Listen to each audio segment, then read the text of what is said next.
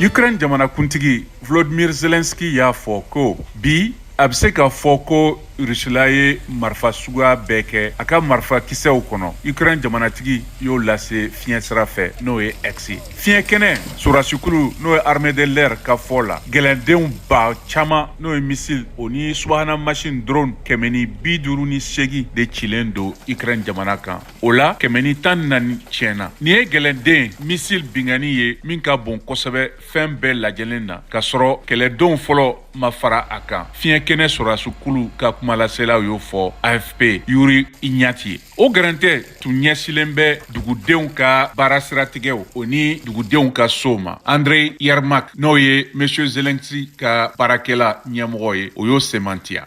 Risi tasuma ye mɔgɔ 18 faga ka mɔgɔ 132 jogin ka kɛɲɛ ni jamana polisiw ka fɔ ye minnu y'a jira ko mɔgɔw bɛ se ka kɛ hali bi binganikɛlaw jukɔrɔ. Risi y'a dan kɛ k'a jira a ka don o don kunnafonidi la ko laɲini bɛɛ sera i n'a fɔ a bɛ kɛ cogo min na don o don. A y'a jira k'a ye sɔrɔdasi fɛnw marifa mara yɔrɔw ani Ukraine sɔrɔdasi bila yɔrɔw o laɲiniw ka tɛmɛ 50 kan ka kɛ kɛlɛba ye min kɛra Ukraine jamana na décembre kalo o tile 23 ni 29 cɛ. Rusi jamana ka bɛnkan bɛɛ san kelen don ban Ukraine fɛ n'o y'a sɔrɔ a ka samiya kɛlɛcɛw ma se ka kɛlɛkɛlaw dɛsɛ wa Moscou kɛlɛdenw y'a baara daminɛ kokura n'olu y'a jira nin dɔgɔkun na k'u ye Marin ka dugu minɛ kɔrɔnfɛla la. U bɛna fana waati min na tilebi jamanaw ka dɛmɛ bɛ ban Kiev la farajɛ jamana n'o ye Europe o ni Amérique jamanaw bɛɛ la. Ko mun bɛ jamana bila ka marifaw ni nafolo ban. Jamanakuntigi Zelensky ye Amérique jamana deli ka dɛmɛ nafama o mara o kɔfɛ dɔrɔmɛ miliyɔn 250 n'o ye euro miliyɔn 200 o ni 25 bolofara kura bɔlen kɔ o laban min kɛra ni vote kura ma kɛ Amérique wasabulon na min bɛ se ka kɛ waati min na ka wari caman tila. Hongrie jamana fanga ɲɛmɔgɔ Viktor Orban ye a jɔyɔrɔ n'o ye veto ye o kɛ farajɛ jamana Union Européenne ka dɛmɛ sɛbɛn kura dɔ kan. Gɛlɛya min bɛ Europekaw jigi ban k'a ɲɛnabɔ lajɛba kura la san 2024 février kalo daminɛ na.